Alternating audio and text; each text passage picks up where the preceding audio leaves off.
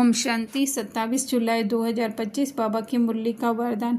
अपने पूर्वज स्वरूप की स्मृति द्वारा सर्व आत्माओं को शक्तिशाली बनाने वाले आधार उद्धार मूर्त भव। इस सृष्टि वृक्ष के मूल तन्ना सर्व के पूर्वज आप ब्राह्मण सो देवता हो। हर कर्म का आधार, कुल मर्यादाओं का आधार, रीति रस्म का आधार आप पूर्वज सर्व आत्माओं के आधार और उद्धार मूर्त हो। आप तना द्वारा ही सर्व आत्माओं को शेष संकल्पों की शक्ति व सर्व शक्तियों की प्राप्ति होती है। आपको सब फॉलो कर रहे हैं, इसलिए इतनी बड़ी जिम्मेवारी समझते हुए हर संकल्प और कर्म करो, क्योंकि आप पूर्वज आत्माओं के आधार पर ही सृष्टि का समय और स्थिति का आधार है। तो सृष्टि कौन सी, सृष्टि वृक्ष कौन सा? हमारे अंदर ही जो है वो इतना बड़ा संकल्पों का जो है वो वृक्ष बना हुआ है।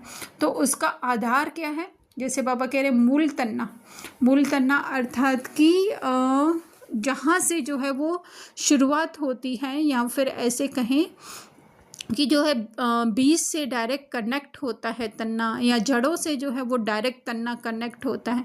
तो बीज अर्थात जो बाबा हैं, और उसके द्वारा जो संकल्पों से सृष्टि पूरी रची है, उसमें भी पहले संकल्पों से किसको रचा है अर्थात कि किसको ज्ञान दिया है? हम ब्राह्मण आत्माओं को ज्ञान दिया है। और फिर हमारे द्वारा ही जो है अलग अलग संकल्प जब रचे जाते हैं, तो हमारे अंदर ही जो इतनी बड़ी सृष्टि उत्पन्न होती है।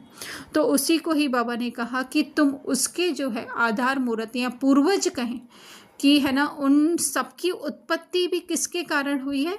जब हमारी उत्पत्ति हुई है। हमारी उत्पत्ति हुई है का मतलब है कि जब हमने अपने अंदर जो है एक संकल्प उत्पन्न किया कि हम देह हैं, तो उस देह को जो है हम कहें कि सारा वो वैरायटी देने के लिए, भाई बहन पोते दोस्त माँ बाप देने के लिए जो है ये सारी सृष्टि संकल्पों के द्वारा जो है बाहर मैनिफेस्ट हुई है।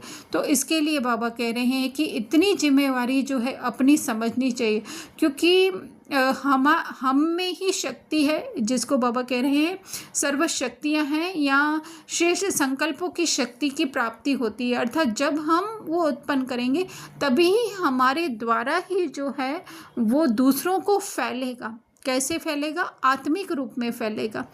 जैसे हमने पहले भी बताया हुआ है कि एक कमरे के अंदर अगर 100 लोग सोए हुए, तो एक उठेगा तो क्या होगा? सबकी नींद थोड़ी थोड़ी तो खुलती जाएगी। इसी तरह से हमारी आत्मिक स्थिति जागृत होती है, तो हमारे द्वारा जो है दूसरी आत्माएं भी जो है वो जागृत होने लगती है। वही है हमारा पूर्वज बनना। उसी